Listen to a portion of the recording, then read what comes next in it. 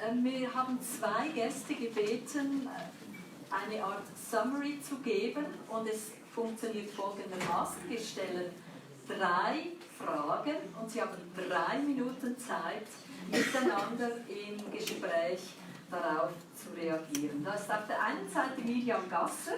Sie ist seit bald 3 Jahren verantwortlich für die politische Arbeit der CBM. Sie tut dies erfolgreich und glaubwürdig. Dann Wladimir Cook. Ja, gerne. Ja. Dann Wladimir Cook, er ist CEO der International Disability Alliance. Ich habe es ganz am Anfang erwähnt von dieser Cooperation, wo wir besprochen haben, also quasi die Trägerschaft dieser heutigen Tagung. Die Dachorganisation gibt es schon seit 20 Jahren und ist mittlerweile in 182 Ländern tätig mit über 1100 Organisationen als Mitglieder. Wladimir ist verantwortlich für die Leitung des IDA-Sekretariats und er vertritt die Interessen von IDA gegenüber der UNO. Eben die Spielregeln habe ich schon erklärt. Jetzt muss ich kurz den Zettel suchen, wo die Fragen drauf sind, dass ich euch nicht etwas fragen lasse. Well, so I ask you 3 questions, only 3. You have 3 minutes time, and after every question, I asked you, you have the conversation for 3 minutes. So the first is, what is your takeaway from this conference?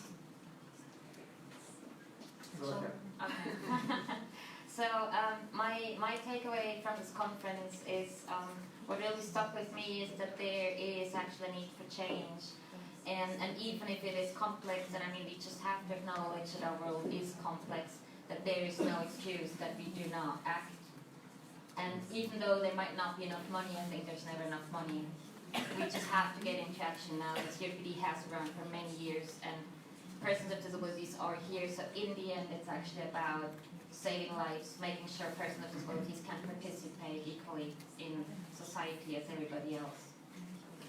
Yeah, thank you. I would agree with what you said. First of all, it is a great pleasure for me to be here with you today. Some of my main takeaways were that really commitment and motivation in this room. I think that's what should be recognized, and the Swiss Development Cooperation. I feel that people are really motivated, really committed to do more. So that is first what I noticed, which is a good news. What was second that I felt that was very prevalent throughout the day is this slight confusion. What is DPO? What is international NGO? What is NGO? And what is role for DPOs? And what can be envisioned role for DPO in the future? And we just had this heated discussion outside of this room where we even disagreed, and we don't disagree on many points. But really, it speaks about the fact that we are in this, when I say we, world is in this massive transition to recognize DPOs as a meaningful partner, as a meaningful implementator, as Jose mentioned previously a little bit. And this is maybe easier said than be done. And this is something that I felt in the room during the day, that we are all a little bit confused. Like typically, do you work with disabled people? Oh yeah, we work with HI. It's not the same. We don't say you should not work with HI. That is fantastic. But time has changed, and time has changed for a simple reason that we need DPOs at the table to bring accountability and to bring sustainability. We did not mention here today, but simply DPOs guarantee, besides accountability, besides guaranteeing the legal frameworks, international legal frameworks, DPOs also guarantee sustainability. We have organizations of disabled people in place for 100 years. They are the ones that will be doing the job when everybody leaves. When all the funding leaves, they will be still there because they have to be there. Sorry for this. Only 3 minutes. Oh no, The 3 minutes are over. Yes, I'm so sorry. I tried to be gentleman, but then I completely reversed it. You have two more tries. What is the most important next step in your perspective for Swiss international cooperation? The most important next step. So sorry again. Let's try again. So yeah, I think it's very straightforward. What we need is actually a strategic and a cross-cutting approach from SDC, and that means, I mean, we have heard today that apparently the dispatch on the international cooperation 2021-2024 is inclusive of persons with disabilities. I disagree completely, because the version that we have seen, that we have actually given a feedback on, has not been, persons with disabilities have been mentioned in the annex. They have only been mentioned regarding health. This is not inclusion, this is not what we want. And that, actually going from there, we need a strategy on the inclusion of persons with disability. And of course, we do need human resources that then implement this and include persons with disabilities, BPOs. I give over to you. Thank you.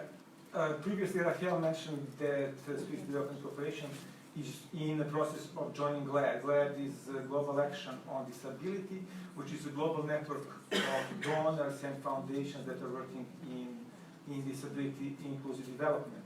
And IDA, that I represent, International Disability Alliance, is a standing co-chair now with DFID, previously with DFID Australia. And so it's a really growing network that is fascinating, and that is advancing. Amongst other things, we brought, for example, this a marker or a tracker on disability. So now that was also mentioned. So we want SDC to become significant and active member in GLAD. We want your leadership. We need your leadership in the same way that we need leadership of DFAT and DFID and many others. We have unique historical opportunity, and I hope the next question will touch on that. No, you have 1 more minute. On that, but really, so that think is about to be a gentleman.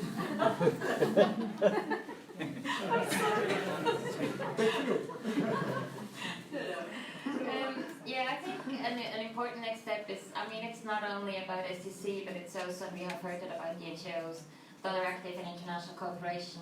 So I hope that you go back home and you look at your projects and your programs, and you look at how inclusive are we. And that doesn't just entail programs and projects, but it also entails your functioning as an NGO. How inclusive are you in your structures? And how do you consult? Do you actually really consult with persons with disabilities? Or you just do it more or less, like say I'm working with CBM or PHI, but you reach out to IDA, to DPOs on the ground? Yeah, 1 second. This is most important, maybe. This is a transformational shift that we are seeing more and more. That DPOs are being placed in the center. The DPOs are those that are going beyond consultation, beyond just giving a mandate to the others to do the job, but rather that DPOs are partnering, leading, are sitting on a massive consortiums in the governance structures and deciding on where funding will go. So things are changing, and this is all positive. We want SDC and the Swiss development work to embrace this. So we come to the third and last question. Where will Switzerland stand in 2030 in terms of disability inclusive international cooperation? Well, I'll let you go first. I think that today was a promising day, and I think that until 2030 we have a little bit of time, but it will run out quickly, I'm sure. So just to give you in 5 seconds what we need to do. We need to implement CRPD. We need to implement SDGs for people with disabilities. We need to implement guidelines on the inclusion of persons with disabilities in humanitarian sector. We need to implement charter on humanitarian. We need to implement recently adopted Security Council resolution on persons with disabilities in times of conflict. That was not mentioned today, and it is a humongous job where actually people are dying, where actually where actually us doing something today can save lives immediately. So many things. Global Disability Summit, GLAD. There are so many global commitments that needs to be implemented. Wonderful news, all great news, but significant responsibilities that we need to carry together. And for us to carry together this, we need to work with DPOs and to build capacities. Jose mentioned 1,000 times, I believe, today, building capacities of DPOs, and I think it is critical that we need to talk about this, but also to build capacities right back at development partners. We are the ones that can work with you so that you can build your capacities on working with DPOs.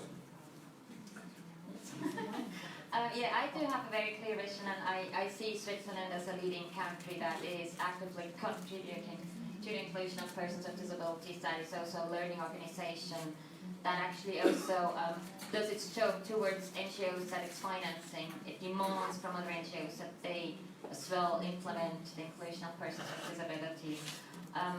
I see that 2030 is when we have achieved the Leave No One Behind. And I hope that we have done that by then, because it's actually, in the end, it's about people on the ground. And they need to have the same rights as everybody else. Thank you very much. Thank you.